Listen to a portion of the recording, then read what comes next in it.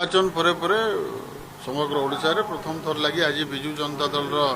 जिला स्तरीय सांगठनिक बैठक बरगढ़ में अनुष्ठित होचे। विगत निर्वाचन रे आमर दलर जेन विपर्य है बरगढ़ जिले में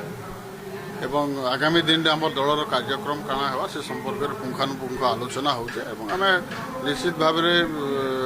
धन्यवाद देवा चाहिए बरगढ़ ओडिशार जनसाधारण को तांकर आशीर्वाद विगत दिन में भी विजु जनता दल सहित रही एवं आगामी दिन मानक जनसाधारण आशीर्वाद को पाथेय कर निश्चित भाव में विजु जनता दल तार सांगठनिक शक्ति वृद्धि करने संगे संगे जनसाधारण समस्या को नहीं आगू बढ़ और पराजयर कारण विभिन्न स्तर में ब्लॉक स्तर हो कि म्यूनिसिपालिटी स्तर में हो जे जार स्तर में आलोचना पर्यालोचना चली आम जोटा जनमत अच्छी निश्चित भाव में सम्मान सहित ग्रहण करुचु एवं गणतंत्र देश में निर्वाचन ये हारिबा एवं जितवा ये गोटे प्रक्रिया ताकू आम सम्मान सहित नहीं ग्रहण करी आगामी दिन में किभली भाव में लोकों को आहरी सेवा करें से दिगरे शुणु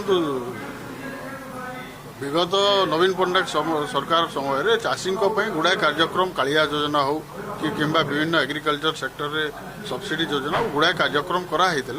किंतु राज्यर स्वार्थ को दृष्टि रखी दलीय हाईकमांड निष्पत्ति नहीं नथिले तो निश्चित भाव में आगामी दिन में देखा जाऊ 3100 टंका चाषी को कौ हिसाब से मिल आमर जेहेतु दुईटा चाष हो खरीफ एवं रबी एवं आम पाखापाखि 45 ରୁ 46 क्विंटल धान विक्रय करूँ मार्केट यार्ड मानक से संबंध में गुड़ाए तो एपर्यंत जो एसओपी प्रकाश करना से एसओपी प्रकाश है आम दल तरफ कौन पदक्षेप निया चाषी संगे आम सदा सर्वदा रही से कार्यक्रम निश्चित ये जो विपर्य दलीय नेतृमंडली आम समस्ते एकाधार समस्ते से दायी क्या व्यक्तिगत भाव में दायी करवा ठीक हे।